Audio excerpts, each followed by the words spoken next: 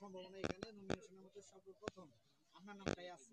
যতজন আছে আপনার পরবর্তী বাস্তবায়নের পরবর্তী কার্যক্রম কি কি করবেন এই দুই আসন নিয়ে সেই বিষয়টা জানতে চাচ্ছি।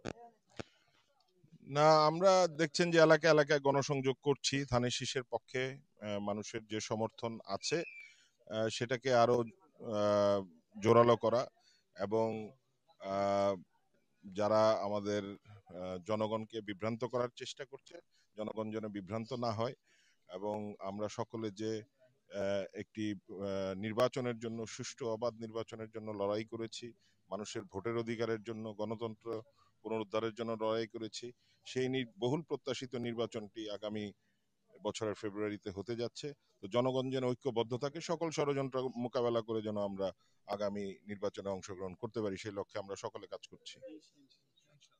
আপনি এখন যে এলাকাতে আসছেন সেই এলাকায় আপনার বাবার অবদান অনেক। আপনার বাবা এই এলাকায় অনেক এলাকাতে রাস্তাঘাট সহ বিভিন্ন উন্নয়নমূলক কাজ করে গেছেন এবং কিছু কিছু কাজগুলো এখনো আর উন্নয়নমূলক অনেক কাজ বাকি রয়েছে। এখন সেই কাজগুলোকে আপনার মাধ্যমে সম্পন্ন করা নির্বাচন পরবর্তীতে পদক্ষেপগুলো কি নেবেন?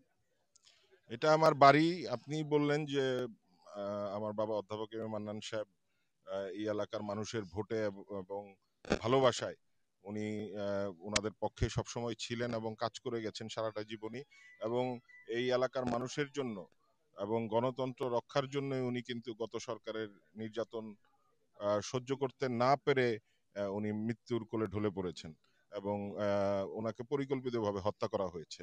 তো মানুষের ভিতরে সেটার ক্ষোভ আছে এবং উনি যে এলাকার উন্নয়ন করেছেন আগে এবং যেগুলো করতে পারেননি উনি মেয়র থাকা অবস্থায়, কারণ মানুষ ওনাকে মেয়র বানিয়েছিলেন, বিপুল ভোটে নির্বাচিত করেছিলেন এলাকার উন্নয়নের জন্য, কিন্তু সেখান থেকে এই স্বৈরাচারী সরকার তাকে মিথ্যা মামলায় কারাবন্দী রেখে গাজীপুরবাসীকে এই উন্নয়ন থেকে বঞ্চিত করেছে এবং তারা লুটপাট চালিয়েছে।